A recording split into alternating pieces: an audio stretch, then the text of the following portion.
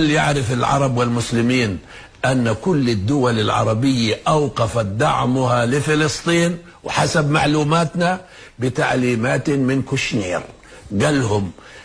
جففوا مصادرهم المالية على أمل أنهم يكسروا إرادتنا. الدولة العربية الوحيدة اللي بتدفع لنا بالمناسبة اللي احنا بنحييها هي دولة الجزائر، وما عدا بلا استثناء ولا واحد فيهم. واخر حدا بشهر 2 او شهر 3 اتصل وقال والله انا ما عدش اكون قادر ادفع، وما حدا يحملنا جميلي، هذه مش مني، هذه ضريبة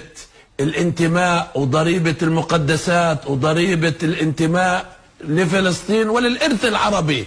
اللي كلهم تورثوه من آبائهم وأجدادهم. وإحنا حكينا عن الشيخ زايد، بس كمان في الملك فيصل وفي مصر وفي الجزائر وفي كل الدول العربية اللي كلهم